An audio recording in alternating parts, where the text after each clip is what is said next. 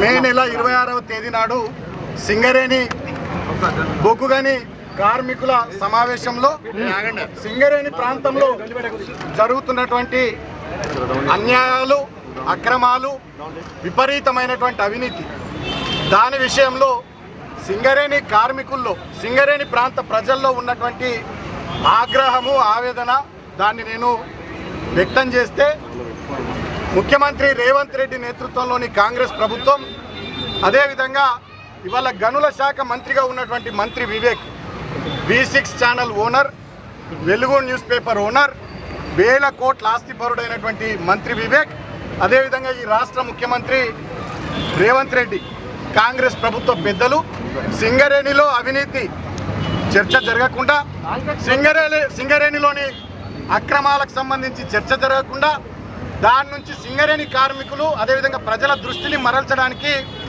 నా మీద అక్రమ కేసు పెట్టి 30వ తేదీ నాడు నన్ను జైలుకు పంపించారు. ఇవాళకి సరిగ్గా 27 రోజులు చెంచల్గూడ జైల్లో నన్ను ఉంచడం జరిగింది.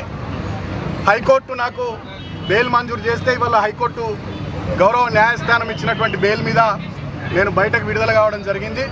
ముందుగా నాకు బెయిల్ రావడానికి ఎప్పటికప్పుడు మా అడ్వకేట్స్తోని, అదేవిధంగా జైల్లో నన్ను కలిసి పార్టీ మొత్తం నీ వెంటుంటుందని, అండగా ఉంటుందని చెప్పడానికి అందరు నాయకులను జైలుకి పంపించినటువంటి పెద్దలు, తెలంగాణ తొలి ముఖ్యమంత్రి వర్యులు, బీఆర్ఎస్ పార్టీ అధ్యక్షులు గౌరవనీయులు కేసీఆర్ గారికి హృదయపూర్వకంగా కృతజ్ఞతలు తెలియజేస్తా ఉన్నా. ఒకటే విషయం నేను ఇవాళ మీడియా ద్వారా రాష్ట్ర ప్రజలకు తెలియజేయదలుచుకున్నా. సింగరేణిలో గడిచిన 3 సంవత్సరాలుగా కాంగ్రెస్ ప్రభుత్వం వచ్చిన నాటి నుంచి అనేక రకాలైనటువంటి అన్యాయాలు, అక్రమాలు, అవినీతి జరుగుతూ ఉంది. 1600 కోట్ల విలువ చేసే దాదాపు 40 లక్షల టన్నులు సింగరేణిలో దాన్ని చూపిస్తలేరు. ఈ నెల 7వ తేదీ నాడు గోదావరి కనికి మా హరీష్ అన్న పోతే బొగ్గు నిల్వలు చూపించలేరు. 12వ తేదీ నాడు భూపాలపల్లికి మా హరీష్ అన్న పోతే బొగ్గు నిల్వలు చూపించలేరు. నిజంగానే 40 లక్షల టన్నుల బొగ్గు ఇవాళ బాయిల మీద ఉంటే, పిట్స్ మీద ఉంటే సింగరేణి యాజమాన్యం, సింగరేణి అధికారులు ఎందుకు ఆ బొగ్గు నిల్వల్ని చూపిస్తలేరో ఇవాళ సింగరేణి కార్మికులకు, రాష్ట్ర ప్రజలకు సమాధానం చెప్పాల్సిందిగా ప్రభుత్వ పెద్దల్ని నేను డిమాండ్ చేస్తూ ఉన్నా. సింగరేణిలో గడిచిన 3 సంవత్సరాలుగా 15,000 కోట్ల విలువైనటువంటి కుంభకోణాలు జరిగినాయి. ముఖ్యమంత్రి రేవంత్ రెడ్డి బామ్మర్ది సృజన్ రెడ్డి పాత్రధారి, రేవంత్ రెడ్డి సూత్రధారిగా సోలార్ ప్లాంట్లలో కుంభకోణం, థర్మల్ పవర్ ప్లాంట్లలో కుంభకోణం, ఓవర్ బర్డెన్ వర్క్స్లో కుంభకోణం, డీజిల్ వాడకంలో కుంభకోణం, వేలుడు పదార్థాల వాడకంలో కుంభకోణం, మొత్తంగా నైని బొగ్గు బ్లాకుల టెండర్లలోనైతే ముఖ్యమంత్రికి, మంత్రులకు వాటాలు కుదరక ఆ ఒప్పందం రద్దు చేసుకునేదాకా పోయింది. ఆ రకంగా వాళ్ళ మొత్తం సింగరేణి కుంభకోణాల మయమైపోయింది. గతంలో మా హయాంలో కేసీఆర్ నాయకత్వంలో 16,500 మందికి మెడికల్ బోర్డు పెట్టి డిపెండెంట్ ఉద్యోగాలు ఇచ్చినాం. 3,600 మంది పెండింగ్ డిపెండెంట్ ఎంప్లాయ్మెంట్ సమస్య పరిష్కరించినాం. అంటే దగ్గర 20,000 కుటుంబాలకు కేసీఆర్ గారు ముఖ్యమంత్రిగా ఉన్నప్పుడు సింగరేణిలో మేము ఉద్యోగాలు ఇచ్చినాం. ఆ 20,000 కుటుంబాలకు మేము ఇచ్చిన ఉద్యోగాల మీద ఇవాళ రేవంత్ రెడ్డి ప్రభుత్వం విజిలెన్స్ విచారణకు ఆదేశించింది. వీళ్ళు మెడికల్ బోర్డు పెట్టి కొత్తగా ఒక్క ఉద్యోగం ఇస్తలేరు. ఇవ్వకపోగా మేము ఇచ్చిన 20,000 ఉద్యోగాలకు సంబంధించి విజిలెన్స్ విచారణకు ఆదేశించారు. అంతేకాకుండా గతంలో మేము జీవో 76 కింద సింగరేణిలో బెల్లంపల్లి నుంచి మొదలుకొని సత్తుపల్లి దాకా ఖాళీ జాగాల్లో ఇల్లు కట్టుకున్న సింగరేణి కార్మికులకు, రిటైర్డ్ కార్మికులకు, కాంట్రాక్ట్ కార్మికులకు, ఆ ప్రాంత ప్రజలకు పట్టాలు ఇచ్చినాం. ఇవాళ 3 ఏళ్ల పాలనలో ఒక్కరికి కూడా పట్టా ఇవ్వలే. అదేవిధంగా గతంలో లాభాల్లో గణనీయంగా మేము వాటా ఇచ్చినాం కార్మికులకు. తెలంగాణ స్పెషల్ ఇంక్రిమెంట్ ఇచ్చినాం, కొత్త మైన్స్ ఓపెన్ చేసినాం. అనేక రకాల కార్యక్రమాలు సింగరేణిలో కార్మికుల సంక్షేమం కోసం, సింగరేణి ప్రయోజనం కోసం మేము చేసినాం. పిల్లల్లో సింగరేణిని బంగారు గనిగా ఉన్నటువంటి సింగరేణిని కుంభకోణాల గనిగా మారుస్తూ రేవంత్ రెడ్డి ప్రభుత్వం కార్మికుల సంక్షేమాన్ని గాలికి వదిలేసి సింగరేణిని ప్రైవేటీకరించే దిశగా వాళ్ళ కుట్ర చేస్తూ ఉన్నది. ఈ కుట్రను సింగరేణి కార్మికులు, ఆ ప్రాంత ప్రజలు, తెలంగాణ ప్రజానికం అంతా కూడా మనం గట్టిగా అడ్డుకోవాల్సినటువంటి అవసరం, బాధ్యత మనందరి మీద ఉందని చెప్పి సందర్భంగా నేను విజ్ఞప్తి చేస్తూ ఉన్నా. ఇవాళ 9 జిల్లాల్లో తెలంగాణలో విస్తరించున్న సింగరేణి, 12 అసెంబ్లీ నియోజకవర్గాల పరిధిలో విస్తరించున్న సింగరేణి, 4 పార్లమెంటు నియోజకవర్గాల పరిధిలో విస్తరించున్న సింగరేణిలో 46,000 కార్మిక కుటుంబాలు ఉన్నాయి. 26,000 కాంట్రాక్ట్ కార్మిక కుటుంబాలు ఉన్నాయి, ఇంకో 40-50 వేల రిటైర్డ్ కార్మిక కుటుంబాలు ఉన్నాయి. అంటే దాదాపు 1,00,000 కుటుంబాలు డైరెక్ట్గా సింగరేణి సంస్థ మీద ఆధారపడి ఉన్నాయి. అవి కాకుండా ఇండైరెక్ట్గా ఇంకొక 10 లక్షల కుటుంబాలు బెల్లంపల్లి నుంచి మొదలుకొని సత్తుపల్లి దాకా సింగరేణి సంస్థ మీద ఆధారపడి ఉన్నాయి. ఉత్తర తెలంగాణకు జీవనాడైనటువంటి సింగరేణిని నిర్వీర్యం చేయడం ద్వారా, ప్రైవేటీకరించడం ద్వారా ఇవాళ ఆ ప్రాంతంలోని కార్మికులు, ప్రజల నోట్లో మట్టి కొట్టే ప్రయత్నం ఈ రేవంత్ రెడ్డి చేస్తూ ఉన్నాడు. ఇవాళ రేవంత్ రెడ్డి ఈ రకమైనటువంటి ప్రయత్నం చేస్తూ ఉంటే సింగరేణి సంస్థలో 49% వాటా ఉన్న కేంద్ర ప్రభుత్వం ఏం చేస్తూ ఉందని నేను అడుగుతా ఉన్నా. ఇవాళ ఏం చేస్తూ ఉంది కేంద్ర ప్రభుత్వం? 49% వాటా సింగరేణిలో కేంద్ర ప్రభుత్వానికి ఉన్నది. కానీ కేంద్ర ప్రభుత్వం ఏం చేస్తూ ఉంది? ఏం చేస్తలేదు. మేడిగడ్డలో 2 పిల్లర్లు గుంగితే ఆగ మేఘాల మీద కేంద్ర ప్రభుత్వ అధికారులు ఉరికొస్తారు. సింగరేణిలో ఇన్ని కుంభకోణాలు జరిగినా, సింగరేణిలో ఇంత అవినీతి జరిగినా, సింగరేణిలో ఇన్ని దుర్మార్గాలు జరిగినా కేంద్ర ప్రభుత్వం ఉలుకుండదు, పలికుండదు. మా వర్కింగ్ ప్రెసిడెంట్ కేటీఆర్ గారు కేంద్ర బొగ్గు శాఖ మంత్రి కిషన్ రెడ్డికి లేఖ రాస్తే ఆయన రేవంత్ రెడ్డికి లేఖ రాస్తాడు తప్ప సిబిఐ విచారణకో, విజిలెన్స్ కమిటీ విచారణకు ఆదేశం ఇయ్యాడు సింగరేణిలో. అంటే దీన్ని బట్టి అర్థమవుతున్నది ఏంది? బడేబాయ్ నరేంద్ర మోడీ బీజేపీ, చోటేబాయ్ రేవంత్ రెడ్డి కాంగ్రెస్, వీళ్ళిద్దరు మిలాఖతై సింగరేణిని పొందబెట్టే ప్రయత్నం చేస్తున్నారు. వీళ్ళిద్దరికి మధ్యలో మిడిల్ బాయ్ కిషన్ రెడ్డి.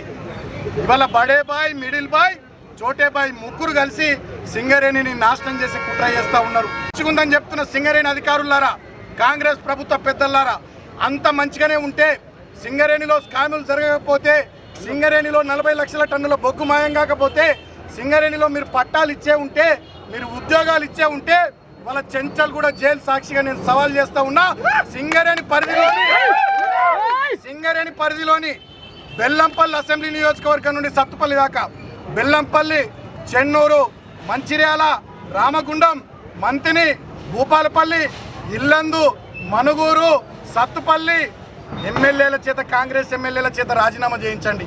అదేవిధంగా కొత్తగూడెం మీ మిత్రపక్షం సిపిఐ అంత మంచిగుంటే ఆయనతో కూడా రాజీనామా చేయించండి.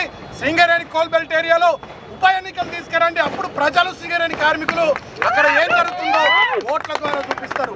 ఇవాళ రేవంత్ రెడ్డి నేను డిమాండ్ చేస్తా ఉన్నా, సింగరేణిలో అంత సవ్యంగా ఉంటే నేను ఛాలెంజ్ చేస్తా ఉన్నా, చెంచల్గూడ జైలు దగ్గర నుంచి కోల్ బెల్ట్ ఏరియాలో ఉన్నటువంటి మీ కాంగ్రెస్ ఎమ్మెల్యేల చేత దమ్ముంటే రాజీనామా పెట్టి ఎన్నికలు ఎదుర్కొందాం, ప్రజల్ని తేల్చనిద్దాం ఏం జరుగుతుందో.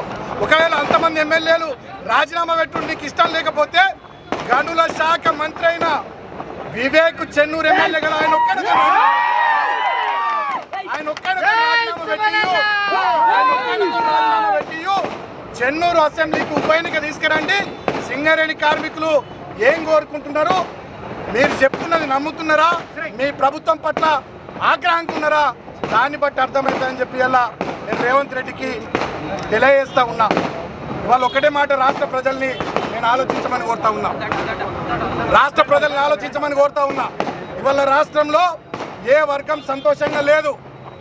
కేవలం రేవంత్ రెడ్డి భజన బృందం, రేవంత్ రెడ్డి బంధువర్గం, రేవంత్ రెడ్డి మిత్ర బృందం తప్ప రాష్ట్రంలో ఏ వర్గం సంతోషంగా లేదు. రీఎంబర్స్మెంట్లు రాక విద్యార్థులు బాధపడుతున్నారు, ఉద్యోగాలు లేక నిరుద్యోగులు బాధపడుతున్నారు, 2500 తులం బంగారం రాక మహిళలు బాధపడుతున్నారు, 4000 పెన్షన్ రాక పెద్ద మనుషులు బాధపడుతున్నారు, రైతు బంధు రాక, బట్లు కొనక, మక్కలు కొనక, యూరియా దొరకక రైతులు బాధపడుతున్నారు. ఇవాళ రాష్ట్రంలో కార్మికులు కానీ, కర్షకులు కానీ, మహిళలు కానీ, యువత, విద్యార్థులు ఏ వర్గం సంతోషంగా లేదు. కేవలం రేవంత్ రెడ్డి వర్గం మాత్రమే ఈ రాష్ట్రంలో సంతోషంగా ఉంది. ఉత్తర తెలంగాణలో సింగరేణిలో కుంభకోణాల నుంచి మొదలుకొని దక్షిణ తెలంగాణలో కొడంగల్, నారాయణపేట ఎత్తిపోతల పథకం దాకా మొత్తం అవినీతి. ఖమ్మం జిల్లాలో బుగ్గపాడులో భూముల అమ్మకం నుంచి మొదలుకొని హైదరాబాద్లో మూసీ ప్రక్షాళన పేరిట చేసే దోపిడీ వరకు, హైదరాబాద్లో ఫ్యూచర్ సిటీ పేరిట, హిల్ట్ పాలసీ పేరిట ఇక్కడి నుంచి మొదలుకొని అవినీతి, మేడిగడ్డలో, అన్నారంలో, సీతమ్మ సాగర్లో ఇసుక అక్రమ తవ్వకాల దందా దాకా రాష్ట్రం మొత్తం అవినీతిమయమైపోయింది, కుంభకోణాలమయమైపోయింది. ధనార్జన ధ్యేయంగా ఇవాళ రేవంత్ రెడ్డి, కాంగ్రెస్ ప్రభుత్వ పెద్దలు పనిచేస్తూ ఉన్నారు తప్ప ప్రజల కోసం పనిచేస్తలేరు, తెలంగాణ అభివృద్ధి కోసం పనిచేస్తలేరు. తెలంగాణ నీళ్లను తెలంగాణ ఆత్మగౌరవాన్ని, తెలంగాణ రాష్ట్ర ప్రయోజనాలను తాకట్టు పెట్టినటువంటి పచ్చి తెలంగాణ వ్యతిరేకి రేవంత్ రెడ్డి నాయకత్వంలో ఇవాళ తెలంగాణ తల్లి తల్లడిల్లుతున్నది. కాబట్టి మరో ఉద్యమం, మరో పోరాటం ఈ తెలంగాణను కాపాడుకోవడానికి సింగరేణి కార్మికుల నుంచి మొదలుకొని ఆర్టీసీ కార్మికుల దాకా, విద్యార్థుల నుంచి మొదలుకొని నిరుద్యోగుల దాకా, రైతుల నుంచి మొదలుకొని మహిళల దాకా ప్రతి ఒక్క వర్గం పోరాటానికి సిద్ధంగా ఉండాలని చెప్పి సందర్భంగా నేను మీ అందరికీ కూడా విజ్ఞప్తి చేస్తూ, ఇలాంటి కేసులు, అరెస్టులు, జైళ్ళు బీఆర్ఎస్ పార్టీకి మాకు కొత్త కాదు. ఆనాడు తెలంగాణ ఉద్యమంలో నా మీద 226 కేసులు పెట్టిరు, ఎన్నోసార్లు జైళ్ళలో పెట్టిరు. ఆనాడు కాంగ్రెస్ ప్రభుత్వం నన్ను టార్గెట్ చేసింది. మళ్ళీ వాళ్ళ కాంగ్రెస్ ప్రభుత్వం నన్ను టార్గెట్ చేసి అక్రమ కేసులు పెడతా ఉన్నారు. అయినప్పటికీ డెఫినెట్గా మాకు న్యాయస్థానాల మీద నమ్మకం ఉంది, గౌరవం ఉంది. ఇవాళ హైకోర్టు కానీ, నాంపల్లి లోయర్ కోర్టు కానీ వీళ్ళు పెట్టినటువంటి అక్రమ సెక్షన్లన్నింటినీ కూడా తొలగించి మనకు బెయిల్ మంజూరు చేసిందంటేనే డెఫినెట్గా న్యాయ వ్యవస్థ పట్ల గౌరవం ఉంది. హైకోర్టు ఇచ్చినటువంటి ఆర్డర్ ప్రకారం డెఫినెట్గా ప్రతి సోమవారం పోలీస్ స్టేషన్లో హాజరు కావాలన్నారు.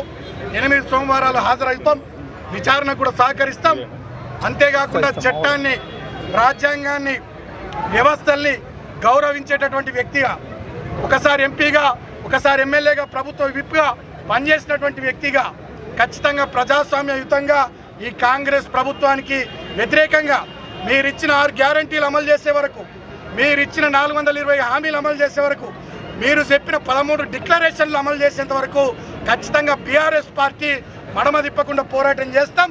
ఆ క్రమంలో వచ్చే 2.5 సంవత్సరాల్లో మా కార్యకర్తలు, నాయకులు, మా అందరి మీద మీరు ఎన్ని కేసులు పెట్టినా, ఎన్నిసార్లు మమ్మల్ని ఇబ్బందులు పెట్టినా డెఫినెట్గా తెలంగాణ ప్రజల గొంతుకగా నిలబడతాం, తట్టుకుంటాం, పోరాటం చేస్తాం.